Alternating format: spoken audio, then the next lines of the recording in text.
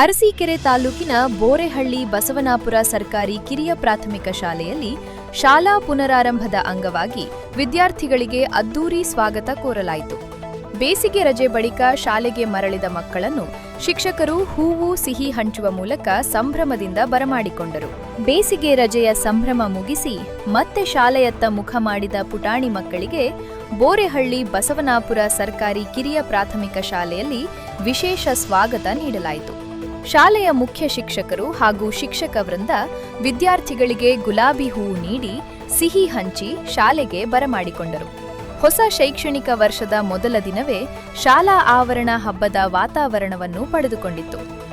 ವಿದ್ಯಾರ್ಥಿಗಳು ಹೊಸ ಸಮವಸ್ತ್ರ ಧರಿಸಿ ಉತ್ಸಾಹದಿಂದ ಶಾಲೆಗೆ ಆಗಮಿಸಿದ್ದು, ಶಿಕ್ಷಕರು ಮಕ್ಕಳಿಗೆ ಶಿಕ್ಷಣದ ಮಹತ್ವವನ್ನು ತಿಳಿಸಿ ಹೊಸ ಗುರಿಗಳೊಂದಿಗೆ ಅಧ್ಯಯನ ಆರಂಭಿಸುವಂತೆ ಪ್ರೇರೇಪಿಸಿದರು. ಪೋಷಕರು ಸಹ ಶಾಲಾ ಪುನರಾರಂಭ ಕಾರ್ಯಕ್ರಮದಲ್ಲಿ ಭಾಗವಹಿಸಿ ಮಕ್ಕಳಿಗೆ ಶುಭ ಹಾರೈಸಿದರು. ಶಾಲೆಯ ಅಭಿವೃದ್ಧಿ ಹಾಗೂ ವಿದ್ಯಾರ್ಥಿಗಳ ಶೈಕ್ಷಣಿಕ ಪ್ರಗತಿಗೆ ಎಲ್ಲರೂ ಕೈಜೋಡಿಸುವ ಸಂಕಲ್ಪವನ್ನು ವ್ಯಕ್ತಪಡಿಸಿದರು. ಒಟ್ಟಾರೆ ಶಾಲಾ ಪುನರಾರಂಭವನ್ನು ಹಬ್ಬದ ಸಂಭ್ರಮದಂತೆ ಆಚರಿಸುವ ಮೂಲಕ ಮಕ್ಕಳಲ್ಲಿ ಶಿಕ್ಷಣದ ಬಗ್ಗೆ ಮತ್ತಷ್ಟು ಆಸಕ್ತಿ ಮೂಡಿಸುವ ಪ್ರಯತ್ನ ಬೋರೆಹಳ್ಳಿ ಬಸವನಾಪುರ ಸರ್ಕಾರಿ ಕಿರಿಯ ಪ್ರಾಥಮಿಕ ಶಾಲೆಯಲ್ಲಿ ಮುಖ್ಯ ಶಿಕ್ಷಕರಾದ ರಮೇಶ್ ಅವರ ನೇತೃತ್ವದಲ್ಲಿ ನಡೆದ ಶಾಲಾ ಪುನರಾರಂಭ ಕಾರ್ಯಕ್ರಮ ವಿದ್ಯಾರ್ಥಿಗಳು, ಪೋಷಕರು ಹಾಗೂ ಸಾರ್ವಜನಿಕರಿಂದ ಮೆಚ್ಚುಗೆಗೆ ಪಾತ್ರವಾಗಿದ್ದು, ಸರ್ಕಾರಿ ಶಾಲೆಗಳ ಬಗ್ಗೆ ವಿಶ್ವಾಸ ಹೆಚ್ಚಿಸುವ ಕೆಲಸ ಮಾಡಿದೆ. ಕಾರ್ಯಕ್ರಮದಲ್ಲಿ ಉಪನ್ಯಾಸಕರಾದ ಕುಮಾರ್ ಭಾಗವಹಿಸಿ ಮಾತನಾಡಿ, ಸರ್ಕಾರಿ ಶಾಲೆಗಳು ಗ್ರಾಮೀಣ ಭಾಗದ ಮಕ್ಕಳ ಭವಿಷ್ಯ ರೂಪಿಸುವಲ್ಲಿ ಪ್ರಮುಖ ಪಾತ್ರ ವಹಿಸುತ್ತಿವೆ ಎಂದು ಹೇಳಿದರು. ಶಿಕ್ಷಣದ ಗುಣಮಟ್ಟ ಹೆಚ್ಚಿಸಲು ಶಿಕ್ಷಕರು ಮಾಡುತ್ತಿರುವ ಶ್ರಮ ಶ್ಲಾಘನೀಯವಾಗಿದ್ದು, ಪೋಷಕರು ಸಹ ಮಕ್ಕಳನ್ನು ನಿಯಮಿತವಾಗಿ ಶಾಲೆಗೆ ಕಳುಹಿಸಿ ಶಿಕ್ಷಣಕ್ಕೆ ಹೆಚ್ಚಿನ ಆದ್ಯತೆ ನೀಡಬೇಕು ಎಂದು ಕರೆ ನೀಡಿದರು. ಕಾರ್ಯಕ್ರಮದಲ್ಲಿ ಉಪನ್ಯಾಸಕರಾದ ಕುಮಾರ್, ದಾನಿಗಳಾದ ಪರಮೇಶ್, ಶ್ರೀಮತಿ ರೇಖಾ ಮೊಗೇಶ್ ಬೋರೆಹಳ್ಳಿ, ಮುಖ್ಯ ಶಿಕ್ಷಕರಾದ ರಮೇಶ್, ಸಹ ಶಿಕ್ಷಕರಾದ ಕುಮಾರ್, ಸೊಸೈಟಿ ನಿರ್ದೇಶಕರಾದ ಭೀಮನಾಯಕ್, ಎಸ್ಟಿಎಂಸಿ ಮಾಜಿ ಅಧ್ಯಕ್ಷರಾದ ಮಾಳು ನಾಯಕ್, ಎಸ್ಟಿಎಂಸಿ ಸದಸ್ಯರಾದ ರಂಜಿತಾಬಾಯಿ, ಲಕ್ಷ್ಮಣೈಕ್, ದಾನಿಗಳಾದ ಶಿವರಾಜ್ ಸಿದ್ದಾಪುರ್, ಶಾಕುಂತಲಾಬಾಯಿ, ಮೋಹನಬಾಯಿ, ಕಮಲಾಬಾಯಿ ಮತ್ತು ಇತರರು ಭಾಗವಹಿಸಿದ್ದರು. ಈ ಮುಖ್ಯ ಉದ್ದೇಶ ಈ ಪ್ರಾರಂಭೋತ್ಸವದ ದಾಖಲಾತಿ ಇದು ಅಂದರೆ ಯಾಕೆ ಅವೇರೆನ್ಸ್ ಅಂದರೆ ಜಾಗೃತಿ ಆಗಬೇಕು, ಎಲ್ಲ ತಂದೆ ತಾಯಿಗಳಿಗೂ ಶಾಲೆಗೆ ಕಳಿಸ್ಬೇಕು ಅನ್ನೋ ಒಂದು ಅವೇರೆನ್ಸ್ ಮೂಡಿಸಲು ನಮ್ಮ ಶಾಲಾ ಶಿಕ್ಷಕರು ಡೋಲು ಮತ್ತು ಇನ್ನೇನು ಇನ್ಸ್ಟ್ರೂಮೆಂಟ್ ಉಪಯೋಗಿಸ್ಕೊಂಡು ನಿಮಗೆ ಅವೇರೆನ್ಸ್ ಕೊಡ್ತಾ ಇದ್ದಾರೆ. ನೀವು ತಂದೆ ತಾಯಿಗಳು ಏನು ಮಾಡಬೇಕು, ಇಲ್ಲಿ ಶಾಲೆಗೆ ಬಂದು ಮಕ್ಕಳನ್ನ ದಾಖಲಾಯಿಸ್ಬೇಕು, ಕಳಿಸ್ಬೇಕು, ಅವ್ರನ್ನ ಯೋಗಕ್ಷೇಮ ನೋಡ್ತಾ ಇರಬೇಕು. ಹಾಗೂ ಶಿಕ್ಷಕರು ಪಾಠ ಬರ್ತಾ ಇದ್ದಾರಾ, ನಮ್ಮ ಮಕ್ಕಳು ಗಮನಿಸ್ತಾ ಇದ್ದಾರಾ ಅಂತ ಅದನ್ನು ನೀವು ಅರ್ಥಕೋಬೇಕು. ಮುಖ್ಯವಾಗಿ ಶಾಲೆಗೆ ಸೇರಿಸಲೇಬೇಕು. ನೀವು ಶಾಲೆಗೆ ಸೇರಿಸ್ತವ್ರು ಏನಾಗುತ್ತೆ ಅಂದರೆ ನಿಮ್ಮ ಮಕ್ಕಳು ನಿಮ್ಮ ಕಂಟ್ರೋಲ್ಗೆ ಬರೋಲ್ಲ. ನೀವು ಬುದ್ಧಿನೂ ಕಲ್ಸೋಕ್ಕಾಗಲ್ಲ, ವಿದ್ಯೆನೂ ಕಲ್ಸೋಕ್ಕಾಗಲ್ಲ, ಏನೂ ಕಲ್ಸೋಕ್ಕಾಗಲ್ಲ. ಒಳ್ಳೆ ವಿದ್ಯಾರ್ಥಿ ಮುಂದುವರಿಸೋಕ್ಕಾಗಲ್ಲ, ಒಳ್ಳೆ ನಾಗರಿಕರಾಗಕ್ಕಾಗಲ್ಲ. ನೀವು ಏನಾರ ಮಕ್ಕಳು ನಿಮಗೆ ಬುದ್ಧಿ ಕಲಿಸ್ಬೇಕು ಅಂದರೆ ಮುಖ್ಯವಾಗಿ ಶಿಕ್ಷಕರ ಸಂಬಂಧದಲ್ಲಿರ್ಬೇಕು. ಅವರು ಶಿಕ್ಷಕರ ಜೊತೆಲಿರಬೇಕು, ಅವ್ರ ತಲೆ ಅಕ್ಷರ ಕಲಿಬೇಕು. ನೀವು ಏನು ನಿಮ್ಮ ಹತೋಟಿಗೆ ಅವ್ರ ಮಕ್ಕಳು ಬರೋಲ್ಲ, ನಿಮ್ಮ ಸಲಿಗೆಯಿಂದ ಅವರು ನಿಮ್ಮ ಪ್ರೀತಿ ವಿಶ್ವಾಸದಿಂದ ನಿಮ್ಮ ಹತೋಟಿಗೆ ಬರೋದೇ ಇಲ್ಲ. ಆದ್ದರಿಂದ ದಯಮಾಡಿ ನಾನೇನು ಹೇಳೋದು ಅಂದರೆ ಈ ಅವಕಾಶ ಅದು ನಮ್ಮೂರಿಗೆ ಅಲ್ಲದೆ ನಮ್ಮ ತಾಂಡ್ಯಕ್ಕೆ, ಬಸವನಪುರದ ತಾಂಡ್ಯಕ್ಕೆ ಬಂದಿದೆ. ಇದನ್ನು ಸದುಪಯೋಗಪಡಿಸಿ ಹೇಳಿ ಮಕ್ಕಳನ್ನ ಹೆಚ್ಚೆಚ್ಚಿಗೆ ಸೇರಿಸಿಟ್ಟು ನಿಮಗೆ ಈಸಿ, ಅಲ್ದ್ರೆ ಹೋದ್ರೆ ನಿಮಗೆ ತುಂಬ ಕಷ್ಟ ಆಗುತ್ತೆ. ಕಷ್ಟ ಅಂದರೆ ಹೇಳಕ್ಕೆ ತೀರೋದು, ಅದನ್ನು ನೀವು ನೋಡೋಕ್ಕೆ ಆಗಲ್ಲ. ಆ ರೀತಿ ಮಕ್ಕಳು ಬೆಳವಣಿಗೆ ಆಗಿಬಿಡ್ತಾರೆ. ವಿದ್ಯಾಭ್ಯಾಸ ಒಂದು ಇಲ್ಲದೆ ಹೋದರೆ ನೀವು ಮಕ್ಕಳನ್ನ ಹತೋಟಿಗೆ ತರೋಕ್ಕಲ್ಲ, ಬೆಳವಣಿಗೆಲೂ ಸರಿಯಾಗಿ ಬೆಳೆಯಲ್ಲ.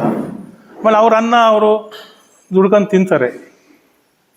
ಅಷ್ಟೇ ಮಾಡಿದರೂ ಸಾಕಾಗತ್ತೆ. ಮತ್ತು ನೀವು ಅದನ್ನು ಫಾಲೋ ಅಪ್ ಮಾಡ್ತಾ ಇರಬೇಕು. ನನ್ನ ಮಗ ಹೋಗ್ತಾ ಇದ್ದಾನಾ, ರಾತ್ರಿ ಹೊತ್ತು ಹೋಗ್ತಾನ, ಬೆಳಿಗ್ಗೆ ಹೊತ್ತು ಎದ್ದು ಓದ್ಕೋತಾನ, ಇಲ್ಲ ಎಲ್ಲ ಪಾಠ ಮಾಸ್ಟ್ರುಗಳು ಮಾಡ್ತಾ ಇದ್ದಾರಾ, ಮಾಸ್ಟ್ರು ಏನಾರು ಹೇಳಿ ಕಳಿಸಿದಾರಾ, ಅದು ತಕ್ಕನಾಗಿ ನನ್ನ ಮಗ ಸ್ಪಂದಿಸ್ತಾ ಇದ್ದಾನಾ, ಇಷ್ಟೊಂದು ಕೂಡ ನಿಮ್ಮ ಜವಾಬ್ದಾರಿಯಾಗಿ ಇಷ್ಟು ಜವಾಬ್ದಾರಿ ಮಾಡಿಬಿಟ್ರೆ ನೀವು ಮಕ್ಕಳು ಅವ್ರ ಆಳ್ತಿ ಅವ್ರು ಬೆಳ್ಕೊತಾ ಇರ್ತಾರೆ. ಮುಂದೆ ನೀವು ಕಂಟ್ರೋಲ್ ಮಾಡೋ ಶಕ್ತಿನೇ ಬರಲ್ಲ. ಒಳ್ಳೆ ನಾಗರಿಕ ಪ್ರಜೆಯಾಗಿ ಬೆಳಿಬೇಕು ಅಂದರೆ ನಿಮ್ಮ ಮಕ್ಕಳನ್ನ ಸ್ಕೂಲಿಗೆ ದಾಖಲಿಸಲೇಬೇಕು. ಅವರ ಕಷ್ಟ ದಾಖಲಾತಿ ಆಗದಲೇ ಅವಿದ್ಯಾವಂತರಾದರೆ ಅವ್ರಿಗಿನ್ನ ನಿಮಗೆ ನೋವು ಜಾಸ್ತಿ ಇರುತ್ತೆ. ಅವರ ನೋವು ನೀವು ತಡ್ಕೊಳಕ್ಕಾಗಲ್ಲ. ಆದ್ದರಿಂದ ಮಕ್ಕಳನ್ನ ದಯಮಾಡಿ ಶಾಲೆಗೆ ಸೇರಿಸಿ.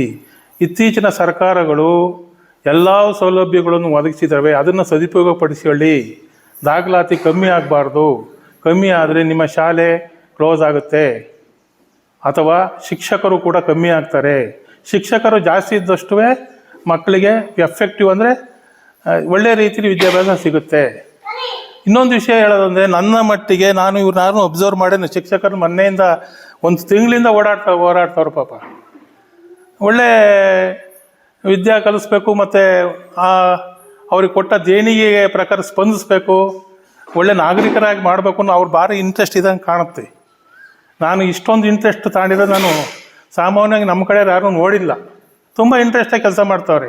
ಅದರಲ್ಲೂ ನಮ್ಮ ಇವ್ರ ಹೆಸರು ಗೊತ್ತಿಲ್ಲ, ರಮೇಶ್. ಪರವಾಗಿಲ್ಲ, ನಾನೇನು ಅಂದ್ಕೊಂಡಿದ್ದೆ, ರಮೇಶ್ ಇಷ್ಟೊಂದು ಚೆನ್ನಾಗಿ ವರ್ಕ್ ಮಾಡ್ತಾರೆ ಅಂತ ನನಗೆ ಅಂದ್ಕೊಂಡಿಲ್ಲ. ತುಂಬ ಇಂಟ್ರೆಸ್ಟಾಗಿ ಮಾಡ್ತಾಯಿದ್ದಾರೆ ಬಿಡಿ. ಇದನ್ನು ನೀವು ಉಪಯೋಗಿಸಪಡಿಸಬೇಕು. ನೀವು ಮಕ್ಕಳನ್ನ ಇನ್ಯಾರು ಇದ್ರೂ ಕೂಡ ಇಷ್ಟೇ ಅಲ್ಲ, ಸೇರಿಸ್ಬೇಕು. ಸೇರಿಸಿ ರಮೇಶು ನಿಮಗೆ ಒಳ್ಳೆ ದೇವರೇ ಕಳಿಸ್ದಂಗಿದೆ ಅಂತ ಕಾಣುತ್ತೆ. ಎಷ್ಟು ಸತಿ ಫೋನ್ ಮಾಡಿದ್ರು, ನಾನು ಬೋಧಕ್ಕೆ ಬಂದಾಗೆಲ್ಲ ಹೇಳೋರು.